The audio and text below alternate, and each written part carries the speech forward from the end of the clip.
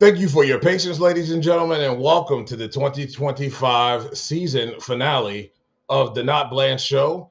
I'm your host, Dujane Bland. Today we're going to have the champ. Yes, the champ is here, as our guy John Cena would say.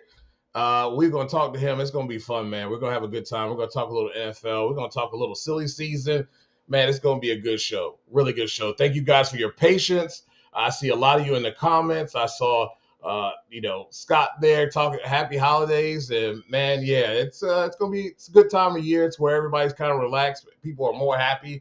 I wish that people would be happy all the time and carry that kind of spirit throughout the year. But it is always a nice time of year. It's not always the best for some, as it does get a dark earlier, and you guys know about that seasonal depression along with other things in life that go on. But man, what a drag racing off season we have had.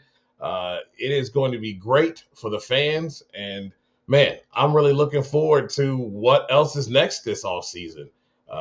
Like I said, we're going to go ahead and we're going to talk to Richard Gadson here, but want to thank everybody who supports us, from Everything Nitro to Drag Race Reference, of course, sportsjourney.com and VTR and Sports, where you can find all of the audio versions of this podcast. And you also can find them on any of your podcasting carriers, Apple, Spotify, the like. Of course, Drag Race Bracket Bonanza. Again, if you guys haven't gotten involved with that, then I think you really, really need to. It's going to be fun this upcoming year. I'm sure they're going to bring out stuff new, and when they do, we'll have Elon on to talk about it. But if you guys haven't gotten signed up, this is how you can do it. And when we come back, we'll have Richard Gadson. Drag racing fans, check out Drag Race Bracket Bonanza. It's the free, family-friendly fantasy bracket game. Now, after final qualifying at every national event, you can fill out your bracket for all the pro classes. It's free, easy to click on your picks. If you need some help, just hit the randomizer button to fill in the blanks. It's for fun, stay engaged, and pick your winners today.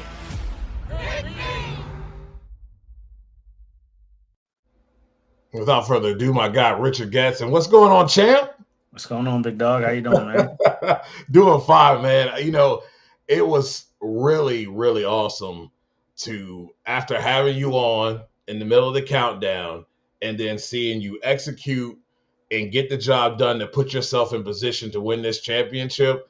It was very impressive. A lot of pressure, I think people don't realize, goes into what you guys do, week in and week out, especially now when you were the hunted, not the hunter anymore, but you stayed in that hunter mentality. Just tell us a little bit about what you were able to do within the countdown and, what it means to you, since, your journey is incredible to where you've gotten here today. Yeah, man. I think I can sum it up in one word, which is capitalize. And I capitalize on opportunities, man. I capitalize, that stands for the journey up until this point. And as narrow-minded as the countdown itself, we we were already kind of getting hot, middle of the season. And then I think when we entered the countdown, a big moment was literally Maple Grove right before we went into E1 to the staging lanes. I was putting my bike together and I looked at Eddie and I said, man, I said, I don't want this to be a thing where I'm individually trying to carry this load and trying to do this. I says, you've won 4 championships. I says, I can get this done myself, but I think there's strength in numbers. And, you have a different racing mentality than I do at times. And sometimes it's not until after a round where I won or lost that we talk about what my mindset was and what his mindset was, et cetera, et cetera. So I told him, I said, I want you to teach me how to be a champion. I want you to talk me through. I want to talk about everything. I want to talk about what I'm planning to do with my clutch, what you're planning. Let's just over communicate everything and see if we can kind of approach these Sundays on the same page. And that was a big thing, I think. And that was literally before round 1 of Maple Grove, which was the start of the countdown. And I think that I lost Maple Grove in the semis, and I can't remember what my whole record was in the countdown, but I was pretty hot, man, and I was able to capitalize on some mistakes or misfortunes of some of my competitors, and and just stay consistent, stay steadfast. I mean, if I thought I was going to win Maple Grove to start off with, we had an engine failure and then it messed up the clutch for the next round. Dang. Obviously, shoulda, coulda, woulda racing. I might have got my butt kicked the next round, but in my mind, I was going to win Maple Grove in front of my home crowd. And if I had done that, I don't even think it would have been anything to really talk about for Pomona. But it's drag racing, man. It was a hell of a season, hell of a countdown. Um, it's just man, I just got to carry it over. I got to carry that same momentum. Yeah, it was amazing to watch, and it's also within the midst of all of this, you also have teammates that are also running good bikes, and I'll start with Braden Davis. This guy comes out on the rental bike, and at times he's not only put himself in position to be a contender, right? Then he comes in and at times is quicker than you and Gage. Like, what was that like to have to see that and have to compete with that? Somewhere around about St. Louis, when he beat me in the semis, I was hating the whole thing. I was like, I don't like this. No, I'm just joking. I did hate it, honestly. This is the thing, man. You got your racing mentality, and we all individually came to the racetrack to do as best as we possibly can. And then you have the teammate mentality, and both of them are real. You feel Right. both. But it was a situation where, we have a rental program. We put it out there and we put out the best thing we know how to put out. It doesn't matter what your name is. It doesn't matter who you are. It doesn't matter. We want to give people what they pay for. We put out the exact same thing. Me and Gage ride. That's actually the motorcycle that I rode last year. It's also the bike that Gage rode in Chicago and won the race on. So we play musical chairs with motorcycles, man. Anybody can ride whatever at any given moment. But we gave him a good motorcycle, and he was able to ride the motorcycle to its capabilities, and the results showed. Hold on one second, Cameron. The results. Sorry, dad mode. Um, the results showed, and he was. I think he qualified number one twice. He went to three or four final rounds. I think his worst finish, aside from the four wide, was a semifinal. So, it was hard. I was on the losing end of a lot of that, but Dallas came. That's It's funny. Iron Man, ladies and gentlemen. It's Iron Man. It's my alter Yeah. ego. That's funny. Uh, that's a good one right there. But Dallas came and I said, I'm not losing to him again. The championship was on the line. Gage he just put Gage out the round before, and I said I can't. It stops right here, and I was gonna let it all hang out. And luckily, I was able to pull it out in Dallas. Yeah, I mean, I just it is just amazing to sit back and as I watched all this transpire, it just you and Eddie were finding the groove, and um, you know, knowing Eddie and his competitiveness, I know that he wanted this just as bad as you did, if not more. Especially given the circumstances that have transpired over the years, that y'all been working hard to get this bike to be able to get to this point of where it's kind of dueling bikes between you and Gage. Um, Tell us a little bit about the hard work that went in off the track. Man, we really just kind of, it was an unspoken thing to a degree, right? Like, you know, there were debates that would happen. I'd see him online, on social media. Well, why is Gadson not as fast as Herrera and this and that? And I see those debates, and a lot of people thought that A, it was either I didn't ride as good as him, or B, Eddie didn't tune as good as Andrew. So both of those Yeah, scenarios were offensive to me and him. And those were the only two scenarios out there. Nobody thought anything else. So what it basically happened was is I think we both just dug deep and was like, you know what, I'm gonna change the narrative here. I'm gonna change people's mindsets about why we can't run with them. And right. when we dug deep, and that wasn't just individually me and Eddie. That was Andrew too. Andrew, it got to a point where he really kind of was like, why is this thing not running? I remember when it happened. Trust me, I remember exactly when it happened. And he's like, why won't this thing run? And once we all kind of like dug deep and started really trying to figure this thing out, I think at one point it was, um, a little bit of me. I think at some point it was a little bit of Ed, and then there was a third variable, which it was a little bit of the bike, and it just depended on which weekend was which one. And somewhere around Charlotte one, in between Gainesville and Charlotte, um, we really kind of honed in on what those factors were, and we went to work, man. And I think that we both are kind of fighters. We both have that East Coast Northeast mentality in us. Yeah, And we both just kind of just wanted to dig deep and not be the weak link. And once we started to kind of gel together, that's a part that people don't give enough, the chemistry between rider and crew chief. People don't give enough just due to the chemistry side of it. We both can individually be good, but we might not have a great chemistry. What I'm trying to communicate to him may not. He may hear every word I'm saying, but it might translate different in his mind and right. into a tuning call, et cetera, et cetera. Or I may tell him something wrong. I may tell him something that makes him tune the bike backwards. They rely heavily on our feedback. So, once we got our chemistry down packed, man, it just been kind of we've been firing on all cylinders since then. Yeah, man. What has it been like securing the championship? Has it settled in now, or is it still kind of one of these things that's like, it's still a pinch yourself moment? Um, you want the truth or the right or the answer that sounds right?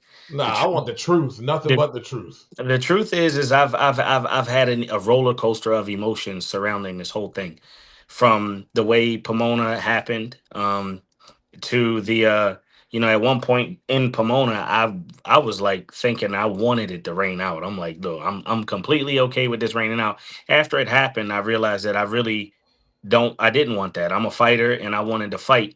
Um and then I accepted that I pretty much was in the points lead the entire countdown, Yeah, besides Maple Grove, and I had earned it. But you get home, and then their comments start, the comment section, and some of these dudes are online. They act like I did it, like I made it rain, like I had it in my pocket and put it up in the sky.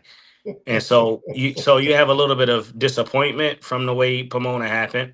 Then you got a little bit of anger towards people, and then you got the proud, like, you know what, man, f all of that. I did the thing, and right. so I felt all of those things. But when I first got home, it was kind of like, ah. But as things progress, my championship trophy showed up last week. Terry Vance brought it and presented it to me, and that started to make it real to me. Yeah, That started to make it feel really good. Andrew peeled number 23 off my wheelie bar panels to prepare for the number one to go on there. That made it feel real. And then there's one other factor that I think is like, you chase something your entire life, right? I mean, I'm talking about literally your whole yeah, life, and then you get it. You kind of have a little bit of a, well, what now? Like, you know what I mean? I know the obvious answer is do it again, right? right. But and you stay hungry, you stay aggressive, but there's a sense of like, holy crap, I achieved it. And I think you have a little bit, like, I haven't quite. And Eddie says when I roll into Gainesville with number one on my bike and I roll the staging lanes for Q1, it's going to all come together that I'm that guy with the bullseye on my back. So I have certain moments that make it feel real. And I have certain moments that, usually when I'm reading the internet, that makes me mad. But I'm getting there, man. It's kind of all mixed up in there together. Yeah, no, I would tell you what I tell all the other athletes: don't read the comment section. Let people like Malcolm Phillips take care of those folks. Yeah, yeah. Nah, I know better, man. But it's hard because that's also the same section you're looking for, the people to recognize how hard Yeah, you worked, right. and you're looking for people to understand what goes into to doing a feat like that, especially against your Gage Herreras and your Matt Hineses, and then you say people have some wild takes on there, man. But now I'm not gonna let them steal my joy, man. I'm enjoying it. I just gotta carry the same mentality to 2026, because that's also the other factor is that like that whole what next thing. Well, this whole little debacle that I'm talking about has me Yeah. super motivated for 2026. It just says go show everybody you supposed to be where you are and do it again. Yeah, that is what the champions. That's what the champions do. They find that next thing that motivated them. I mean, you look at Kobe, you look at Michael. I'll even throw in. I'll throw in. Erica Enders. I think she's just one of those people that they they find the next thing that ticks them off, that they Yeah, go and they make yeah, themselves believe that to yeah. chase and to be that much better the next year. So yeah, Yeah. you can Some people use that. operate better angry. Some people Yes. operate better when they're mad, and I'm definitely one of those people. I think that's the grudge in me. So 2026 is going to be, and you got to understand, Gage is going to be super motivated. Oh Matt's yeah. Matt didn't quite have the Matt Smith style countdown that he's used to having. Yeah. Angie flipped a switch the end of the year. That bike I was expect humming. it was literally she had the bike and Yeah. the countdown. So I think just all those things just make you say, you know what, man, it's going to be a dogfight and it's going to start. It's going to start March 6th to 8th or whatever the date is for Gainesville, Yeah. and it ain't going. Pomona got rained out, but it's all going to carry over. So we'll have Yeah. fun. Most definitely. I'm looking forward to the pro stop bike category in all of them. John Hall. You look at Gianna's. I mean, not Gianna. Yeah, Yeah, yeah, Gianna. Gianna. Yep. Gianna's going to be motivated to do better this year. Yep. Seen some big progress out of her this year. So they've got 4 good bikes over there. And that's not including the Chase Van Sants of the world Yep. and those individuals. So, Yep. Kelly Klontz, all those Yep. that are going to make it difficult. So Yep. I'm looking forward to it. It's going to be a good field. And I think it's going to be some real deep competition this upcoming year. You spoke of grudge racing. You guys going to be going to the Rock. How do you feel about going back to the Rock in a national event form? Yeah, so I haven't raced at the Rock, and I went testing there in 2024 to test a grudge bike. But aside from that, I haven't been to the Rock in a long time in a competitive nature. I'm real comfortable there. Like just like in my speech, I didn't lie. That's like a hometown track because of how I've made thousands and thousands and thousands of runs down that racetrack. Yeah, Um, and I'm excited about that. We got a few of them. We got MIR, Maryland International Raceway. We got yeah, South Georgia Motorsports Park and Rockingham. All three of those are literally staples in my drag racing career that yeah, I've made ample laps down. So whether it'll be an advantage or not, I don't know. But I'm going to treat it like one. I've sat on that start line a lot of times. I've seen that tree a lot of times. I've rode off into that downhill shutdown sunset. Wait till you see the sunset at Rockingham. It's literally at the end of the racetrack, smiling you in your face. It's hard to see the tree. So yeah, I know all of these things. I know what to expect there. So hopefully it carries over into some sort of an advantage. yeah. I hope so, and I'm looking forward to all of it. I'm looking forward to Pro Stop Bike being at Maryland as well. I know that's a big grudge scene, and there's a bike that done gone down that racetrack, and there's a lot of great riders that have come down through that track that many don't even know. I mean, we can even throw Chris Klontz in there as well. I mean, he's been on a Yeah. bike going Yeah. down through there at Maryland Oh International yeah. Raceway. You look at Yeah. Kelly, that's her track too. So And Rockingham as well. Both of them, same thing. Our yeah, series that we grew up racing was Maryland and Rockingham. It was called My Rock. So it was both of those two racetracks. So I forgot that's the same thing for Kelly and Chris as well too. So yeah, yeah, this is gonna be fun. it is. It's gonna be a whole lot of fun. I'm looking forward to it. You Yeah, know, we should be able to draw. There's gonna be a good number of spectators in the bleachers that are bike fans. yes, They won't be at leaving both of out when the those. bikes come up. So we should be able to draw a good motorcycle crowd at those races. So I'm excited to see that part too. Me too. Me too.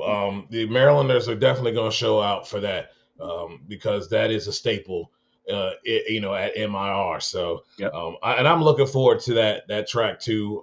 We were talking about it a little bit before we got on, but yeah, I'm looking forward to it. It's my home. That is my home track.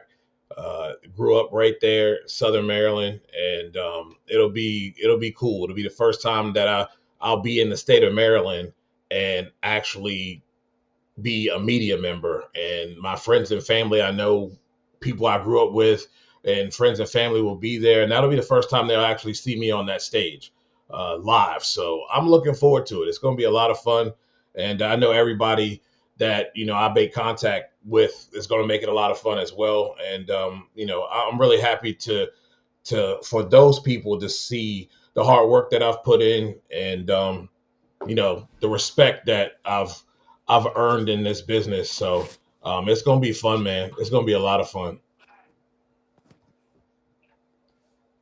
Now we've got that change at the Maple Grove deal.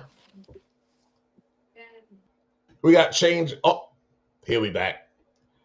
I see a lot of you talking about Maple Grove, and we're going to talk about it here.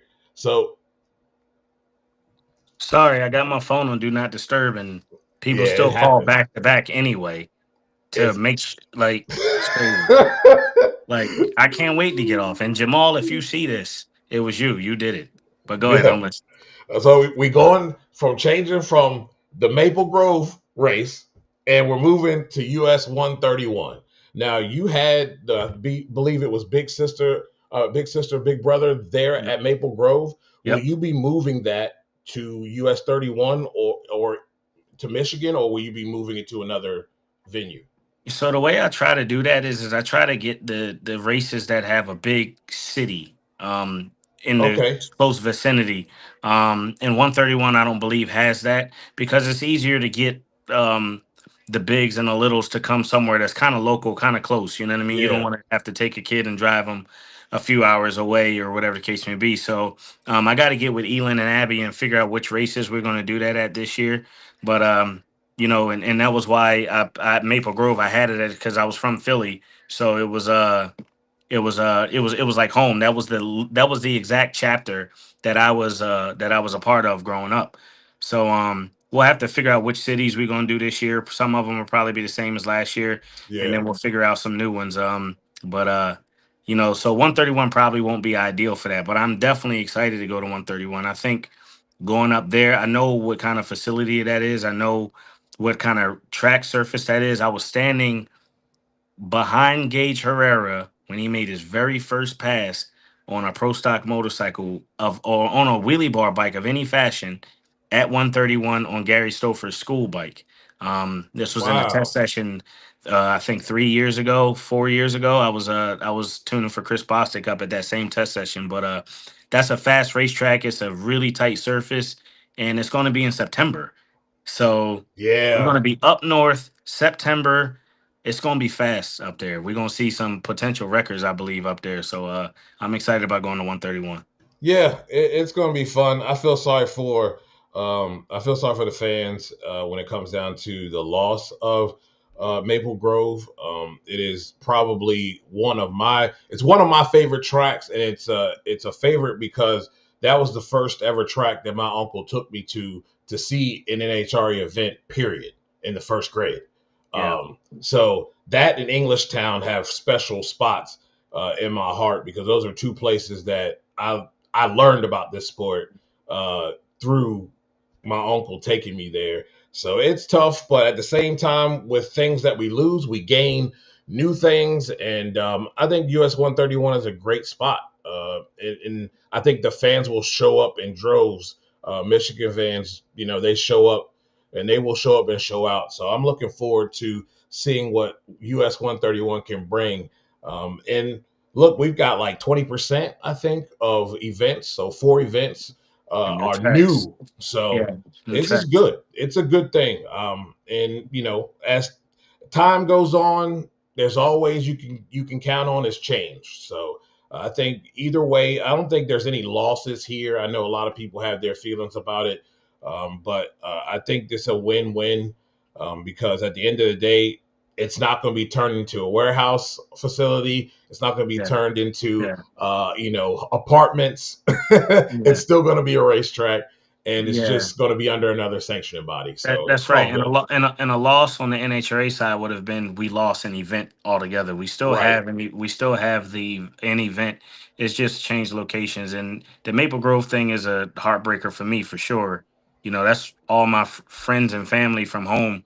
That was the one they could go to that was close. Yeah. But you know, we'll have to pivot. We'll have to adjust and move that to, you know, it's a couple hours of driving, but they can come to MIR and yeah, so it's definitely a heartbreaker, man. But you know, it's just change. It's what happens. Well, someday 131 will be the normal, and we won't Yep. even be talking about this anymore. So we'll have new Yep. memories of 131 and whatever other tracks are new on our schedule now. We'll have new memories of those places. They're all really good tracks. We'll all put up big numbers at those events. So we'll make the best of it and we'll have fun. Now I'm gonna ask you. You understand the parameters of why why they couldn't just hold that event there. Even though the IHRA bought the track, and I'll be the first to tell you, I know how to read between the lines with a lot of things, and I don't fault them for their statement. Let's just say that they got ahead of it and controlled the narrative. It's good. It's not nothing. It's not personal. It's business, in many ways it's good business because they saw the heat that they were getting for buying that track, and people were very upset that there was a possibility that there would not be that race there. They were losing that. So they jumped out and put a statement. What I don't agree with, though, however, is I do not agree with some of the statements that were made. They didn't have to go into detail of what was said between them and the NHRA. There's no doubt they can sit up here and say all day that they were going to give them the track. Look, man, we know there's expenses accrued by having an event there, and there's no damn way that they were going to sit there and allow them to not pay a rental fee for that. That's the first thing. Um, Secondly, it's not good business to take shots, and there was a lot of unnecessary talk about them and not caring about the racers. Like, let's just keep it to what it is, business. And they said no, and we move on. You don't have to act like a person that didn't get what they wanted, and now you're throwing a temper tantrum. I don't appreciate that. I also Yeah. don't. I respect what Larry Morgan said, and that backs up their statement that they had as far as the press release goes.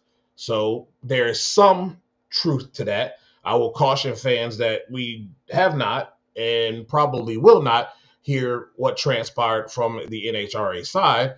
So therefore, we have to take a little bit of this with a grain of salt. But one thing we do know is that the statement they put out has some truth to it. With that said, I will say again, however, taking shots at the NHRA and the bravado that was used was unnecessary and very unprofessional. And I would caution those in charge, the new president, Leah, to rein that in a little bit because this is not really the first time that we've seen them act unprofessional and make unprofessional statements. Um, there's levels to this, and good business practice is extremely important, and those things I don't necessarily appreciate. What's in the locker room when said in the locker room should have stayed in the locker room. You know what I mean? If you guys don't like each other and there were some things said, that should have stayed where it stayed. It should have never came out in a press release. It's unprofessional. um, what are your thoughts on how this has been handled? You know what I'm sitting here like you remember when Kanye West and Mike Myers had that press conference a long time ago with George Bush. I'm Mike Myers right now. I'm just sitting here like, no, I'm just kidding. Uh, you know, man, I don't really know enough to have a strong opinion, and I don't know if I have the liberty to speak on it. I'm just a spectator. I'm watching this on the internet like everybody else. Um, you know, we in the middle I guess a war of some sort, and you know, whatever that means in that world. So we just kind of just along for the ride and watching it happen. You know, I don't know. You know, I caught wind of the offer thing, and you know, Yeah. I don't know that, I don't know how all of this stuff works, but I didn't expect that to be something that would ever happen. But Man, I'm excited. I love racing NHRA. We got an amazing class. We got an amazing sanction. It's our 75th anniversary season.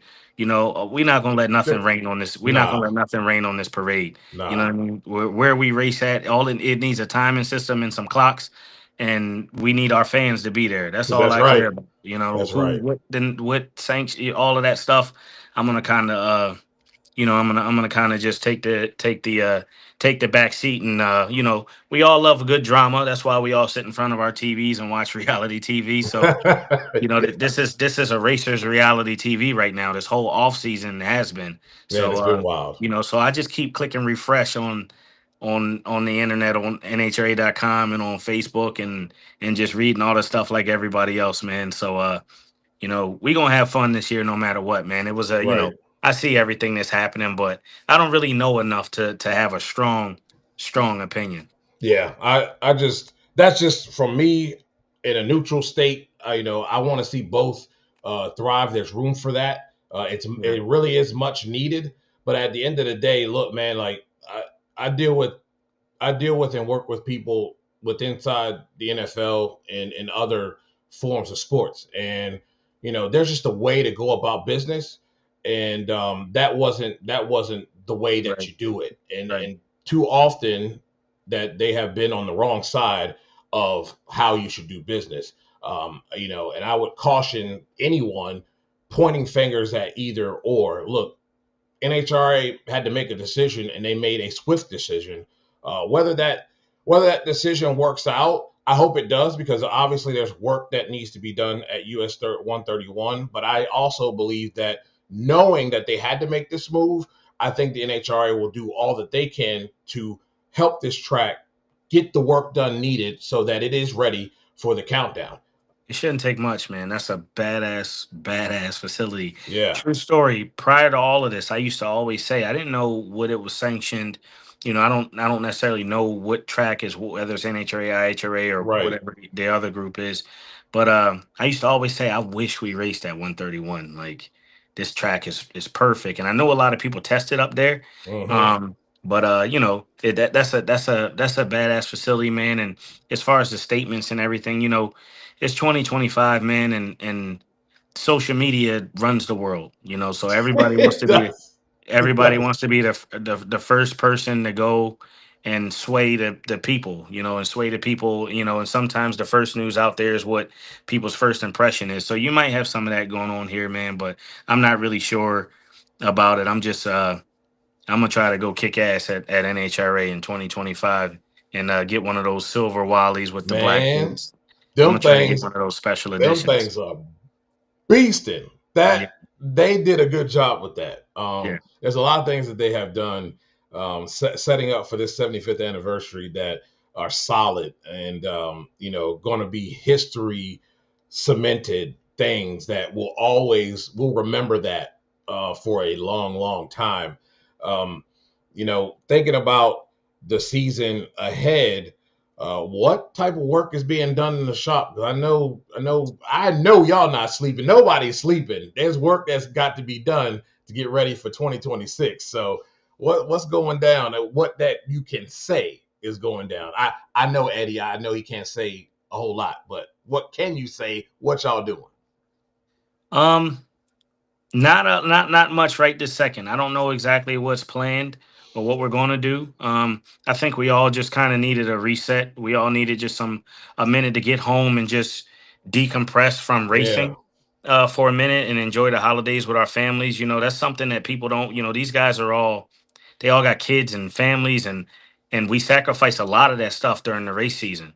So I think it was just a matter of getting home and kind of woosah. You remember the woosah term? yes. Rub your ears and woosah. So we just all need to get home and woosah, and we'll kind of see when we get back from our Christmas break what we need to do, see what the rules say, see where everything is. But you'd be surprised. A lot of times people think we're doing all of these crazy things to find things, and we may be doing absolutely nothing. And then there's times where you think maybe we got enough, and we're still trying to find ways to be better. Yeah. You'll be very surprised. on when those phases happen. But Yeah. we got good motorcycles. We work really, really, really hard on extracting every bit of those motorcycles out of them. We're really wringing their necks right now, trying to run the numbers that we run and stay ahead of our competitors. So we'll probably have some talks surrounding all of that stuff and what areas can we improve and get started in January sometime. Who knows? We may roll into Gainesville as it sits right now. The bikes are prepped for Q1 in Gainesville because they never got started up in Pomona. Yeah. So we may That's leave them right. just like they are, body work on them, just like it is. We might not. We might just wipe them down and roll them out the trailer in Gainesville and see what may have been. But who knows? We'll see. I'll be able to answer that a little better in March. What is Braden Davis going to be back? As of right now, I don't know that he's going to be back on our motorcycles. I haven't heard anything surrounding that. I hear he's going to be back. I read his post on Facebook where Yeah. so I'm thinking he's going to be racing. There's rumors going around of who he's going to be racing for, but I'll let him talk about that. Yeah. He's a good kid. He's a good rider. Um, he's gonna be tough in this class, but we're gonna ain't nothing changed. We're gonna try to kick his ass just like we did when he was on our bike.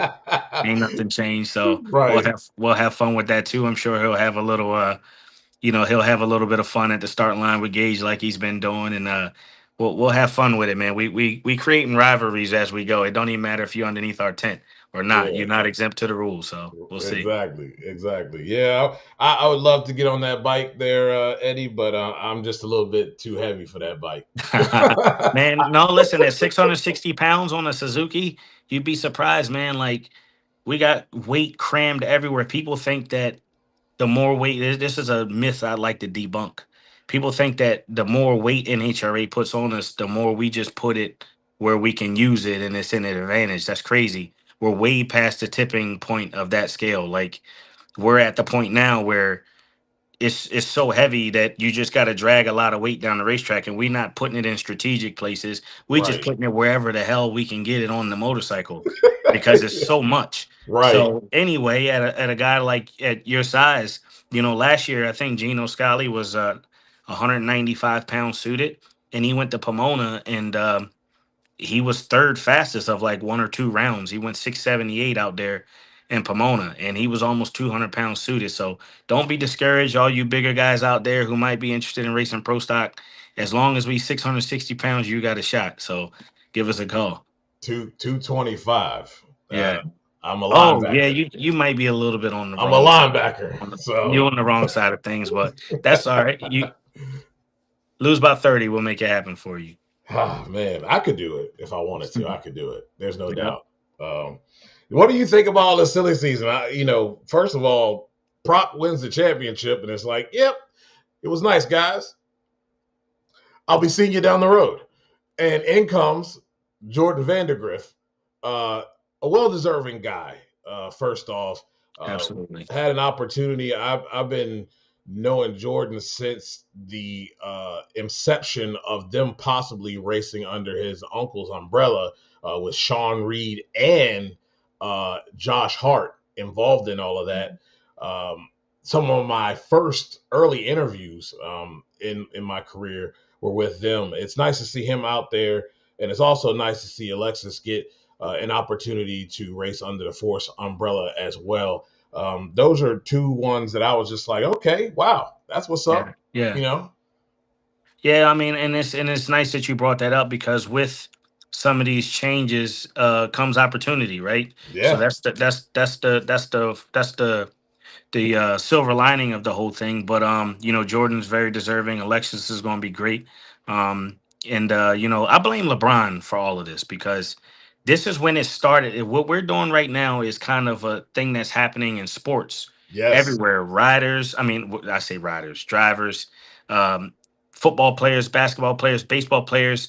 You see them have a successful year, did great, and then bounce and go somewhere else where the opportunity may seem better. And from the outside looking in, like I know a lot of fans might look at Austin a certain way. He might have went from like a fan favorite to sort of a villain in some ways. We don't know the details of this stuff, right? We don't Right. know why. We don't know what opportunity he has there. He's got an opportunity. It's his responsibility to take care of his life and his family just like it is anybody else's. So Exactly. Yep. it's been a crazy, silly season. The Nitro field is like a whole mix up of like a whole bunch of stuff. I'm just wondering, like, my brain thinks I'm like, let's just say I'm on a team and I know everything they do. I know the secrets. I know how this is happening, how that's happening, and then I leave. It's like, you know what I mean? Like that team's got to find new things of how you do what you do or do those. I don't Right. know. I don't know if those things work like that in the Nitro world, but we're gonna see, man. We're gonna see if Austin's has the same success in another car. If it's them, if it's the equipment, I'm sure it's a little bit of both. We're gonna see Jordan drive the Cornwall car, which we seen win the last two championships, but different crew chiefs. It's just gonna be interesting. I know that as a competitor, when I go to these races, you so caught up in what you're doing, you don't get to watch some of the other classes sometimes. Oh, I'm Yeah. watching this year. Oh I'm yeah. going to the after Q2, after we're done Friday night, I'm going to the bleachers to watch Nitro because I got to see how some of this stuff shapes out. Yeah, it's gonna be fun. I love the shakeup. This silly season has been better than NFL free Yeah. agency frenzy this year by a long shot. A lot of good. I think the change is good. I think it's going to be a balance of power, so to speak. And it's kind of like what we've seen with the NFL. That there's a tremendous amount of parity within the league now. You look at a team that gets a coach in Liam Cohen in Jacksonville. I still think their quarterback is still iffy, but they're winning ball games, and now they're in the talks of possibly winning the division. Before the injury, Indy was playing well, using the formula that Mike Kafka created for Daniel Jones, and they're having success. The Eagles are still doing their thing.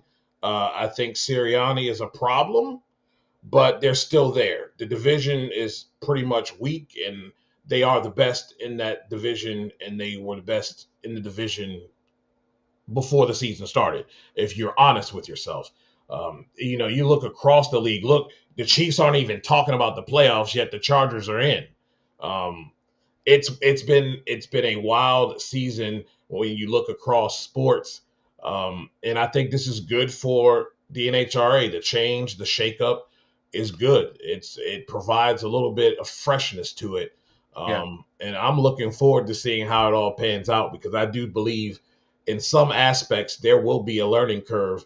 It's a little bit different than taking a Hall of Fame coach and giving him an opportunity to play with some of the best in the business and have those people on his team. When it comes down to racing, it's a whole nother ball game. It's all about parts. How well are they working? Blowers are a part of what they do with the nitro class. So there's a lot of things that have to come into play to see how well things will pan out, how quickly they will kind of pick up. So I'm really looking forward to seeing how this season starts to play out. And you know what, Dujanade? It's so much happening that, like, you get stuck with what's in front of your mind, like, and you forget, like, we're talking about the Austin and Jordan thing, and we're forgetting that Tony Stewart and Elite and Yes. their top fuel program and so many things have happened that we're excited about. It's like if that news was 2 weeks ago, it's no longer like that's the old stuff. Right. We're talking about this right now.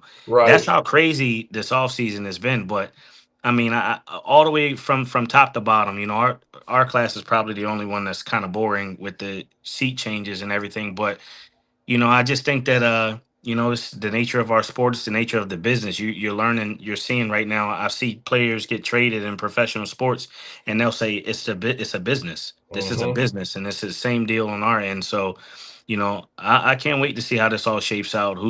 What cream is gonna rise to the top, and see what happens. I'm gonna be a spectator, just like the rest of you guys, trying to see this shift change.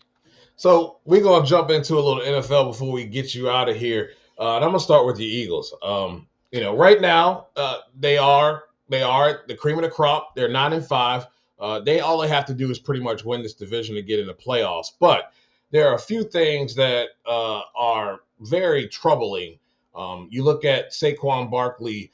This cat has the record low of fewer than 65 yards rushing in the last 3 out of the last 4 games, only averaging 3.3 yards per carry.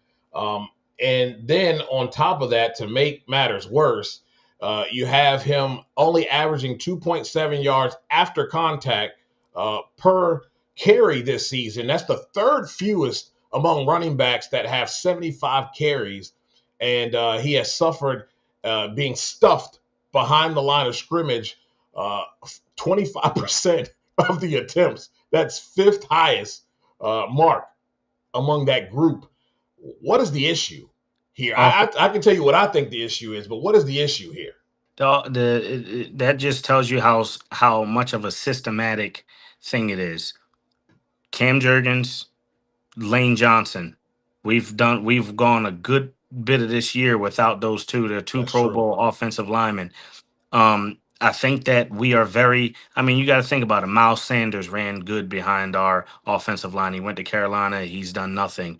Um, whatchamacallit in Chicago right now. I've drawn a blank on his name. He was our DeAndre Swift. DeAndre Swift ran great behind our O line. He went to Chicago. He's doing good this year, the second half of the year, but he didn't do a whole lot of anything crazy prior to that. But we are systematic. We have a great offensive line, and with two of our main guys injured, and I think some of the other ones have been iffy. Yeah. That shows a lot. And we changed offensive coordinators. Jalen's had to play behind 4 different offensive coordinators. I think that we just that's the heart and soul to our football team is being able to run the football. That opens up Dallas Goddard. That opens up AJ. That opens up Devontae. And when you're not running the ball effectively, that means that we got the defenses they can be predicted. They're getting pressure on us right now with just their front four. They don't Yeah. even have to do anything crazy blitz wise or anything. Just their front four is getting to us. We're not used to that. So and then you got AJ doing what he's been doing this year. So I think Jalen's a little bit forceful right now. Yeah. With trying to get the ball in certain areas, whereas though before it was, you know, it was equal opportunity. So I think we hit some bumps in the road, man. To me, it's a little bit overreactive. People act like the world is turned upside down. We're 9-5. We don't want to just win the division in a bad division. We want to be a good football team. And there's Exactly. over half of this year we've been a good football team. We've played a few bad games. Some of those losses were we played good, and it's other professional teams. So I think it's a little overreactive, man. People act like we're 5-9. It's pretty crazy. Like we It still a does. good football team. We still have beat pretty much. We beat the Rams. We beat the Chiefs. Did we play the Chargers? I think we played the Chargers and We beat the played the Chargers. Chargers and beat the Chargers here Yeah, recently. we've beaten all of the best teams In LA. in LA. We've beaten all of the best teams, and people act like we the worst team in No, no, no. football. Hold on. Nope. You lost to the Cowboys, Bears, and Chargers in your last 4 games. You beat the Raiders, which I was like, if y'all don't beat the Raiders, they're gonna burn that city down. Yeah, They it were would close bad. games though.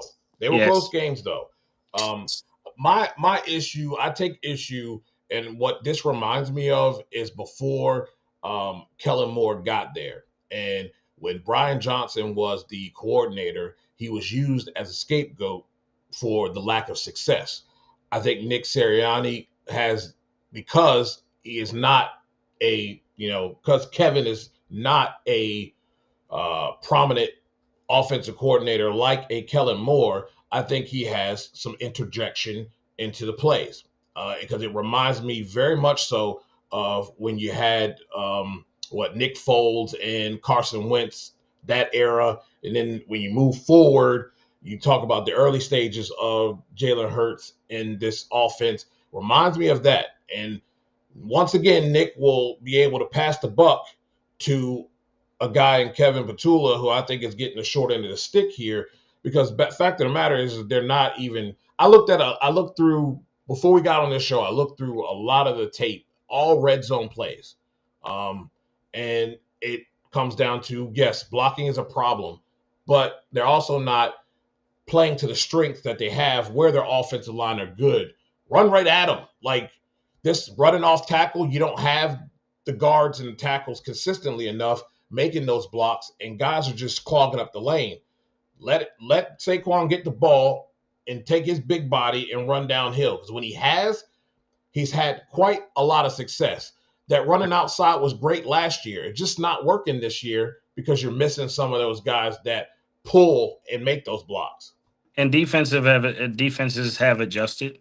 They And have. I don't think we adjusted enough on our end. It's a little it's predictable. I mean, me sitting at home watching it on TV, I know what's coming.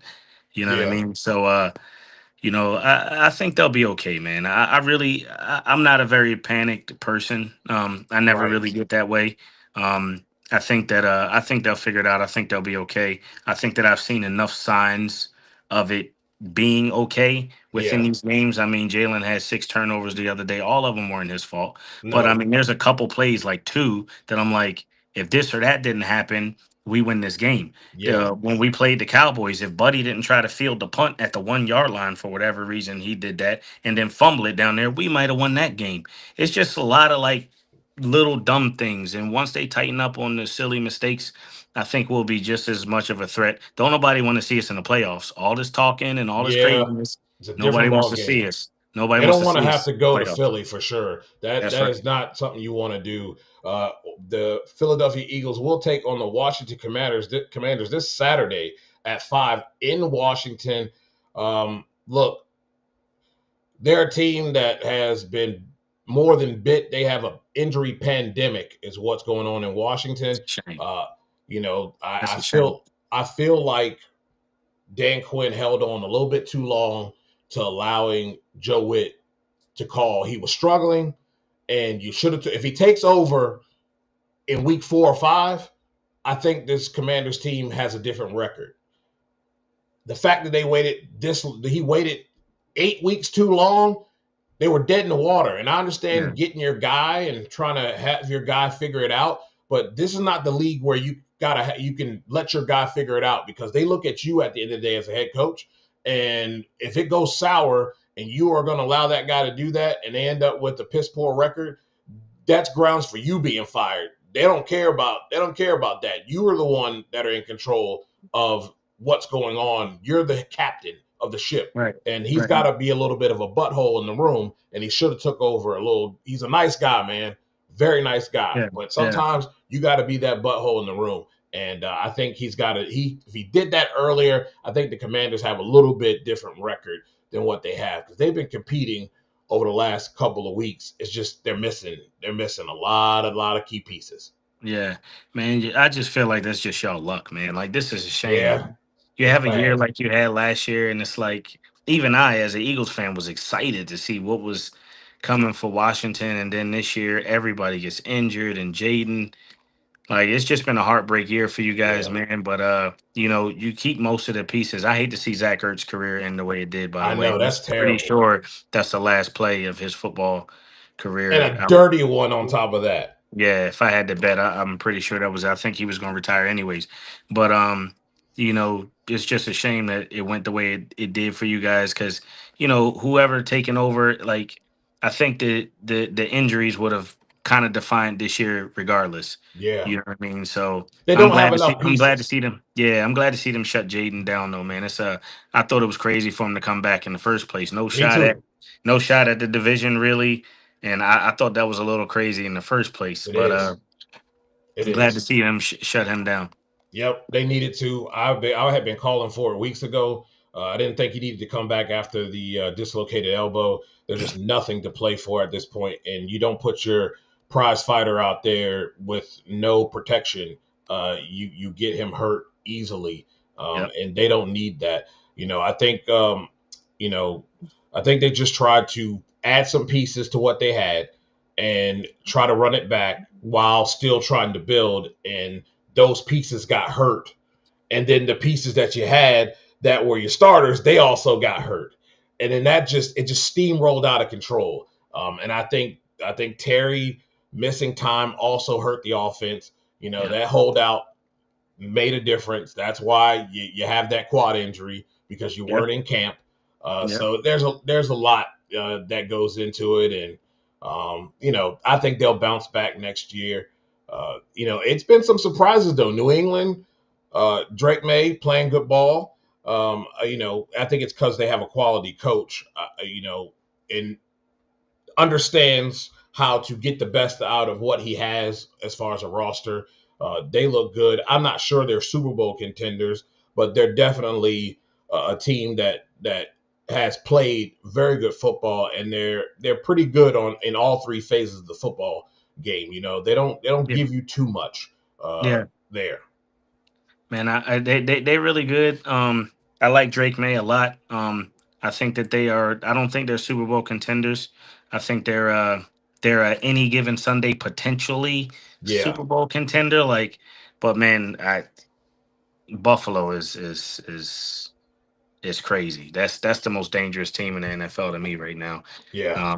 That's who I'm looking for to go all the way. Hopefully it's my Eagles with them, but I say L.A. Rams or L.A. Rams and Buffalo are the two kind of like scariest teams to me. They are. I believe that. Yeah, I like the way that the Rams are playing. Unless Devontae, I forgot about his injury. Have they Uh, came out yet about what that is?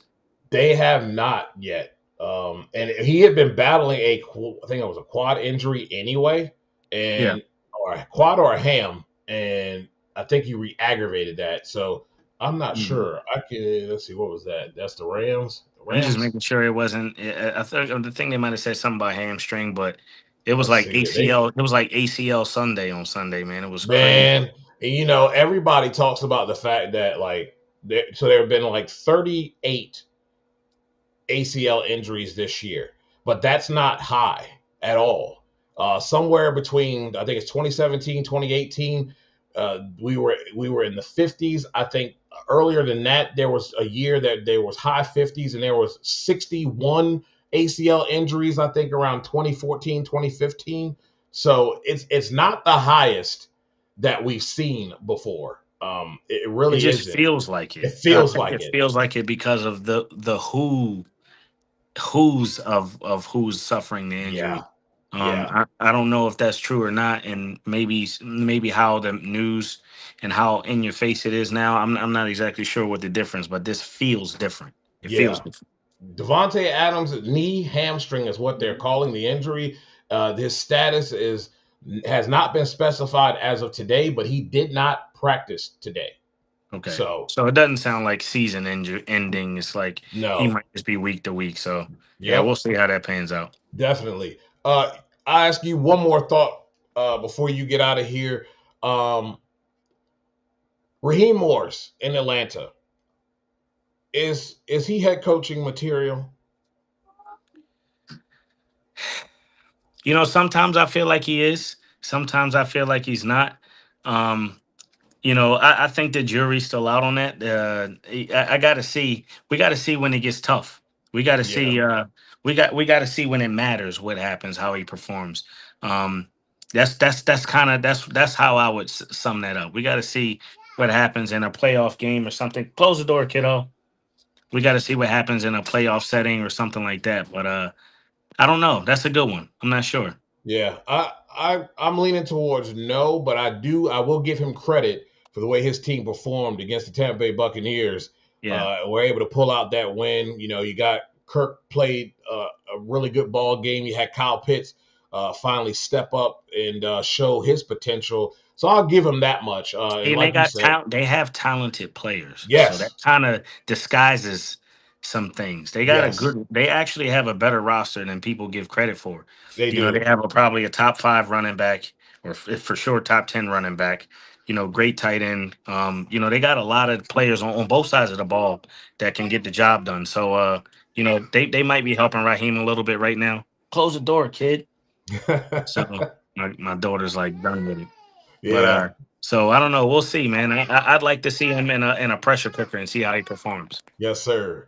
Well, man, I'll let you get out of here. I appreciate you taking the time for coming on the show, and it's been a pleasure seeing you take the championship lap with all of the shows, and it's been a pleasure to watch, man. And I kind of take a little bit credit for it. You got the momentum coming on the Not Bland Show. I did. Got that I did. momentum and I got the did. dub, and now you got that championship trophy. I'm looking forward to 2026 for you, brother.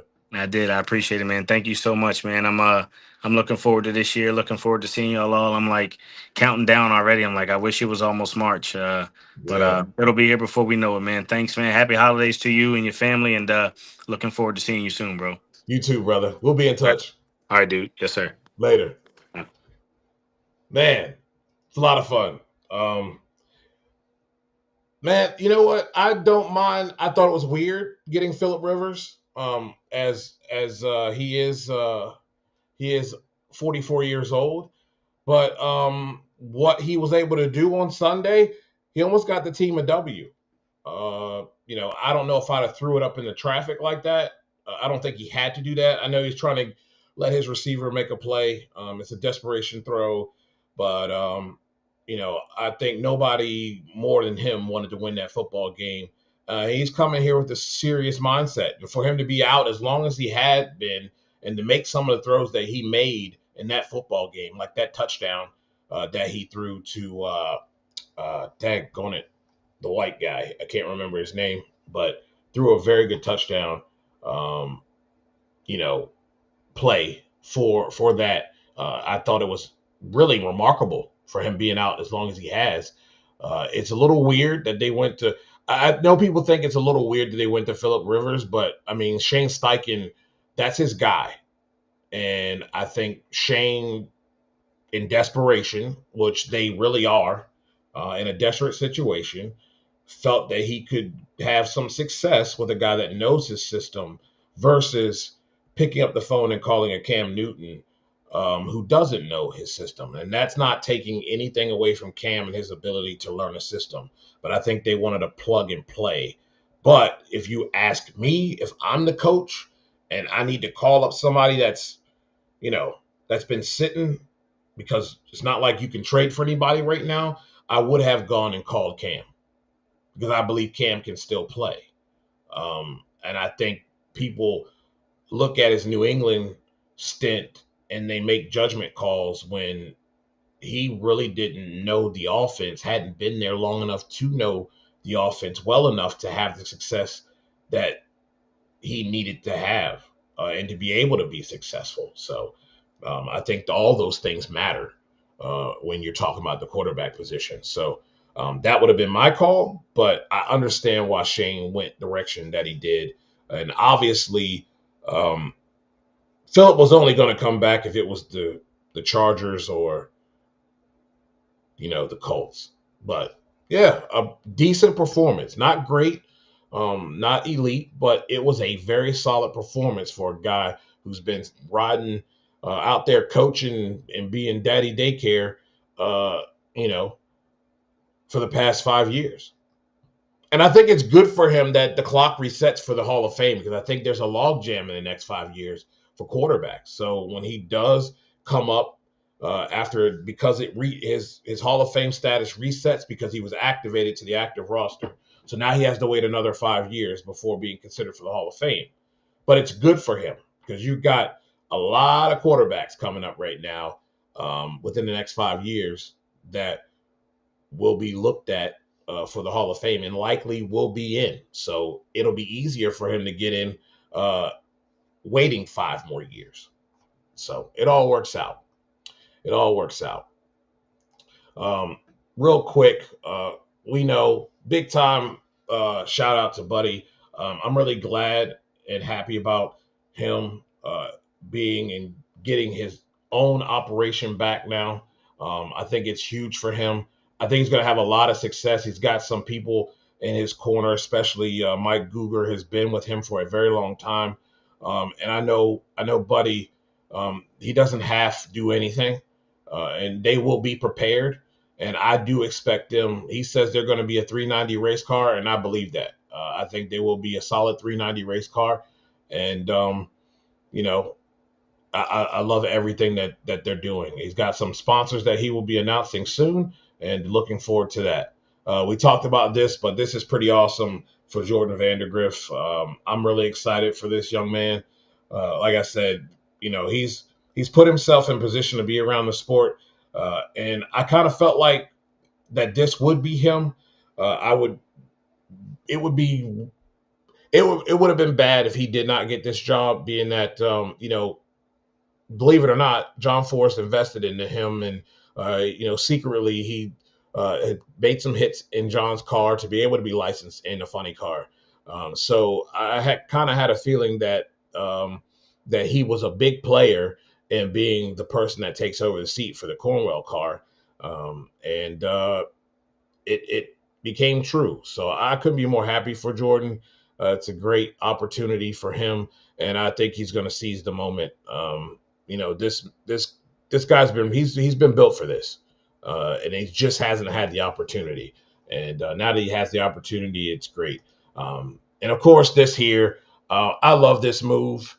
I know a lot of the other media pundits and their conversation around this whole thing.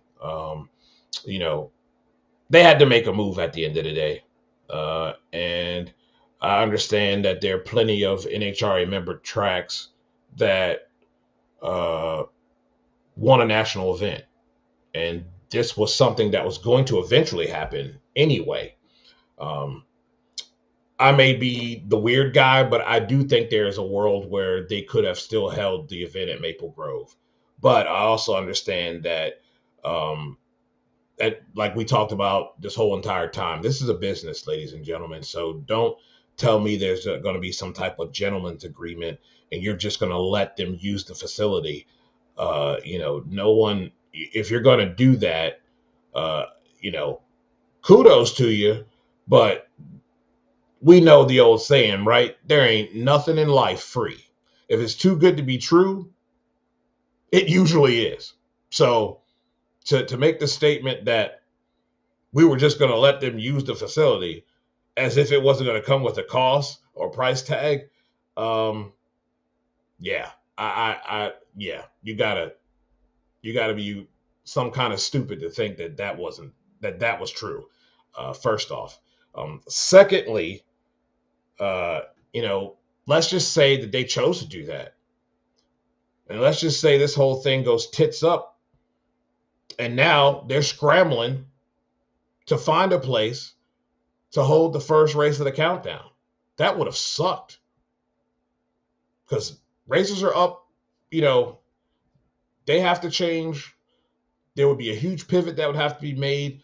And, it's hard to put trust in someone else when you're a business and they're a business, because at the end of the day, you can sign all these contracts and shake hands and put ink to paper all you want. But we all know in business, contracts get ripped up all the time.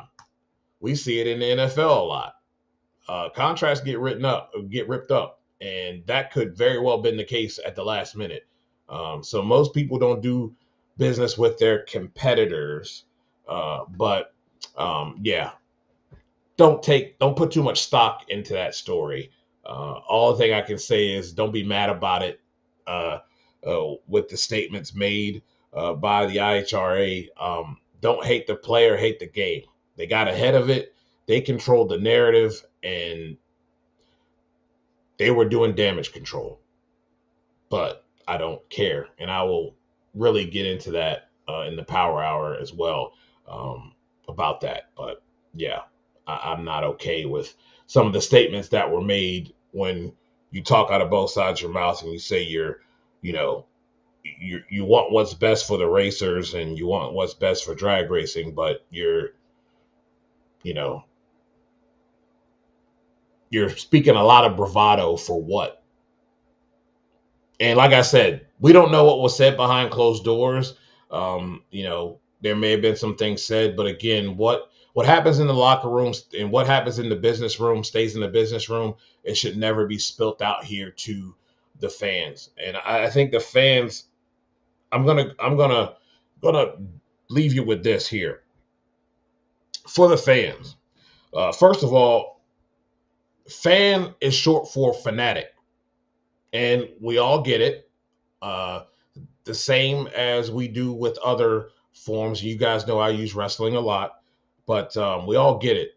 NHRA has been the person, the big dog on the block. They are the WWE of drag racing. And people love the brand. Okay, fine. But let's not blindly just say outlandish things about either brand. I really don't understand. You drag racing fans are like wrestling fans. We'll complain about wrestling, we'll complain about drag racing, yet there's plenty of alternatives in drag racing, more than we've ever seen before. And I don't like the words being used of NHRA in the word monopoly. That does not correlate. They're not out here buying up every promotion like WWE was. That was a monopoly. The NHRA is not buying up other promotions and then killing them. There's a difference in the word monopoly.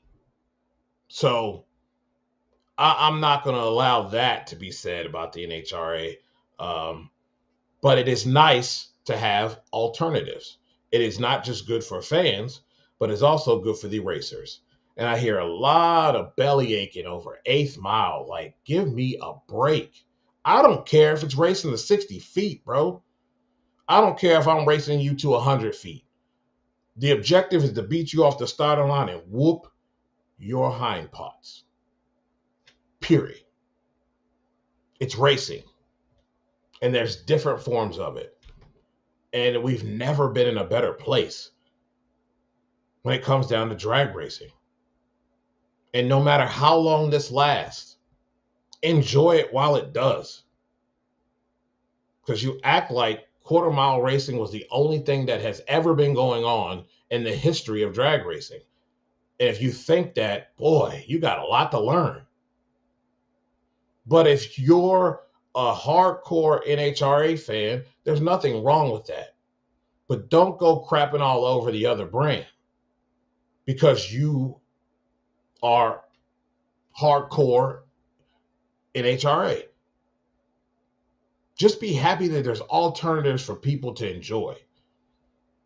Because about 10 years ago, we didn't have all of this drag racing and we didn't have all these options for other people to go out and race. We're in a great place right now. Great place when it comes down to drag racing. My plans, a lot of family time, and we'll be spending time with the missus, and we'll be enjoying the time off, the break from everything. It will be nice. It's been a long but fun year. Mac 1320 says, appreciate all of you guys commenting, by the way. Great conversation in this comment section, by the way. Jordan gets a ride. It's awesome. I didn't expect to see him in Funny Car, though. Yeah, I had known of the licensing, so that's why I wasn't really surprised about him going there or being able to do that. But I can see why others thought it was a surprise because not everybody was previewed to that information. So just horrible that US 131 gets a race meant the loss of Maple Grove. But again, this is just me being very biased, of course, and I understand it, man. It's your home track. I get it. I get the feelings that people are expressing. I do not disregard that because it's a lot of history, man. It's a lot of history, and I understand that history because that was one of the first tracks I went to in first grade, which was 1985, I believe. So I understand. But at the end of the day, it's business. So Darius Mayhem says, also, I don't want to hear the BS about IHRA and NHRA not being competition anymore. You can't fool anyone. I said it. I've said it. And you know what? What I don't like about this whole thing is that at the beginning, it was clear that subtly the NHRA was making this a competition. But now we got the group that wants to play the victim being the aggressor. Like I said, we all don't know what was said behind closed doors during this particular offer, but it should have stayed there. It should have stayed there. That does not need to spill into public and amongst the fans, because you see what type of mess it has caused. And that's the IHRA. I'm not bringing the NHRA into this. That is the IHRA. They made this mess. Because you didn't have to say a lot of the things that you said. It was really unnecessary. And it was things that really the public didn't need to know. But I do get putting out a statement, because they were taking a lot of heat for buying this track. There were a lot of upset people, and rightfully so. But there's a way to conduct business, and that was not the way. Mac 1320 says, I saw someone say it was going to be $1 million to rent it, which I know nothing about rental fees. Again, right. But again, like to sit here and say that you, as if you were just going to let them do this for free. We were just going to let them run the event. We were going to just let them have the track and let them run the event. Look, man, we know there ain't nothing free in life. So to paint that picture, you're really acting like the fans are stupid. And they're, we got some ones on the lower end of the spectrum, but I mean, come on, man. They weren't born last night. Nobody's that dumb. Well, anyway, should there be a competition? No. They're one because people have egos. Exactly. I said that right out of the gate. Nail hit on the head. Square by Mac 1320. I said that's just trendy, but because of the NASCAR lawsuit, I'm glad that lawsuit win was perfect. And I don't think people realize what the ramifications would have been if they lost. Because it doesn't just affect motorsports. It affects big time manufacturing jobs and those employees. Just look up. You can Google it. You can chat GBT it. My chat GBT is called Friday. That was one of the systems like Jarvis that was used by Iron Man. You'll get to know more about that later, but it is my alter ego. That's why that is in the background. I actually have a helmet. I want to buy a real one that opens up and everything soon, but we'll see. No, the IHRA race at Maple Grove. I'm looking forward to that. I think it's going to be decent. I hope people turn out for it. But, if you don't follow Drag Race Mayhem, he's made a lot of good points about that. Because at the end of the day, they didn't turn out for other events that the Koretsky's were putting on. They showed up for the NHRA race, and at times that wasn't 100% like locked down, sold out all the time. So there are some things there to be concerned about. But, hopefully people put their feelings aside, understand that it is drag racing.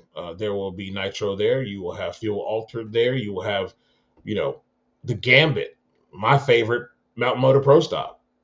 So it's going to be good. And like I said, I know people don't like 8th mile racing, but at the end of the day, we don't need another sanctioning body that's exactly the same.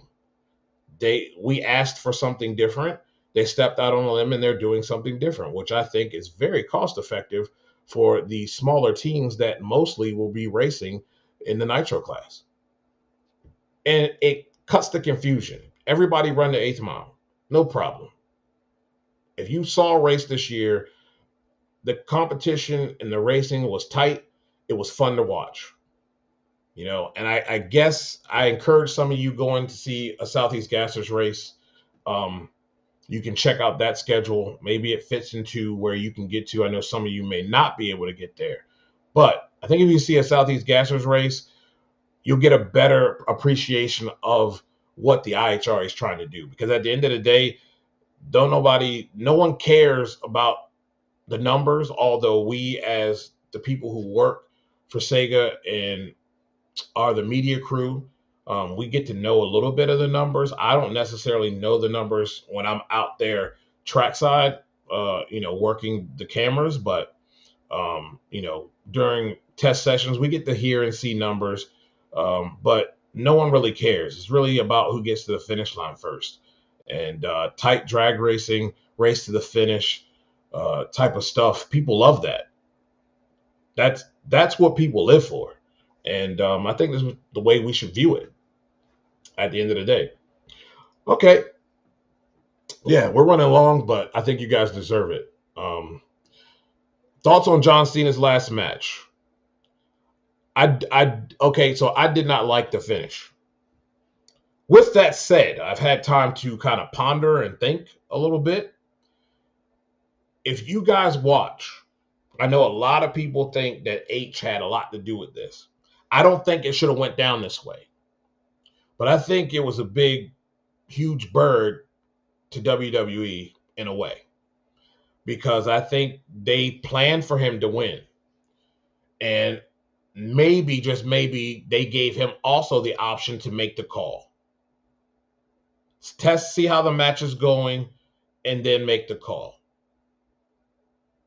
And if you look at the finish, he's got this smirk on his face as he's in this sleeper hole.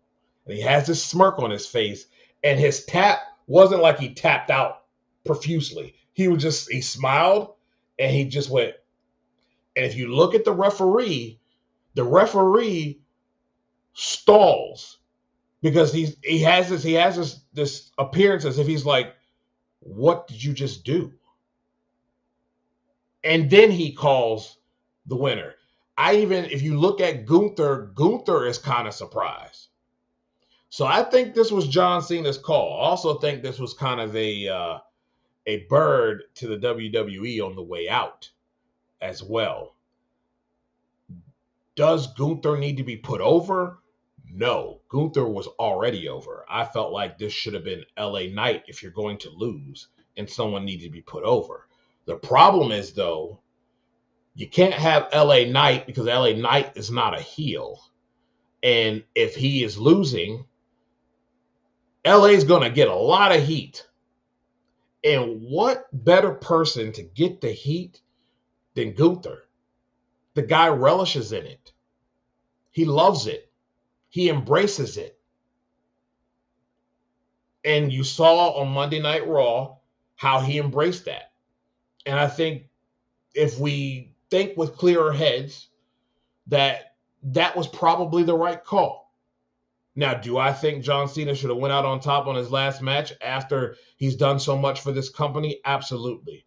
But I also think this was on John Cena. So as much as I hated it in the beginning, I accept it.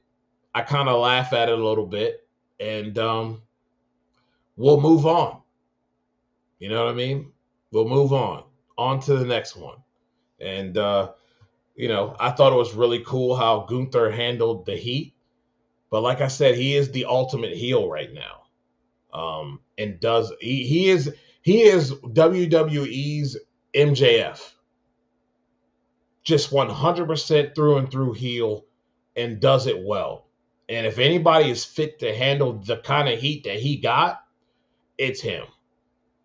So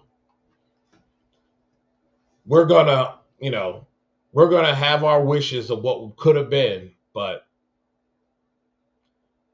it is what it is. But beware, though. I think you see some major changes fan-wise as John Cena is no longer in his farewell tour. Because at the end of the day, we have to be honest here.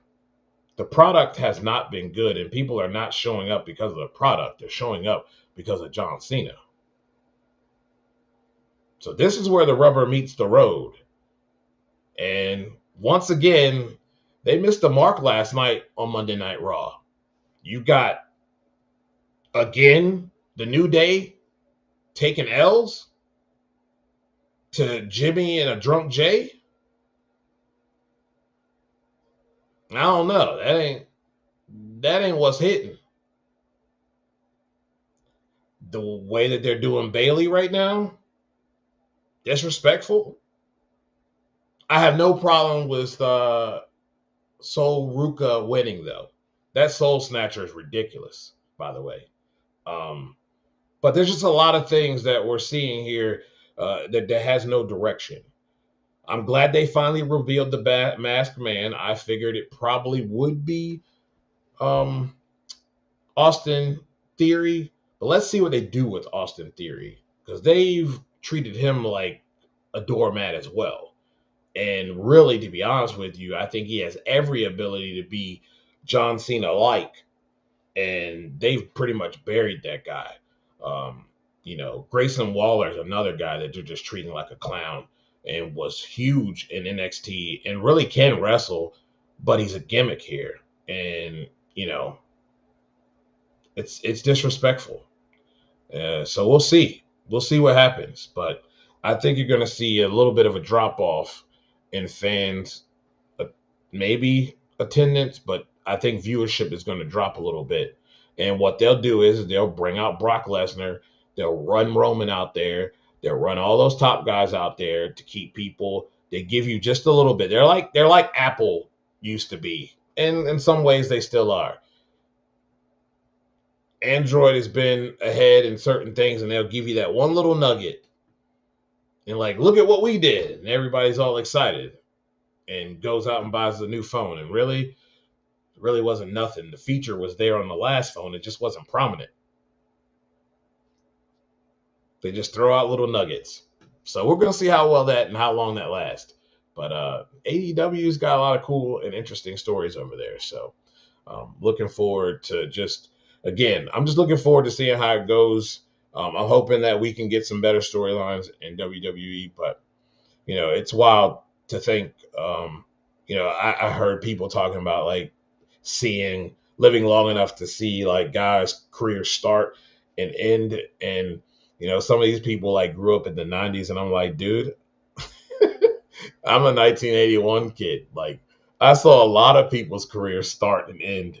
You talk about feeling old. Like I've seen a lot of careers start and end.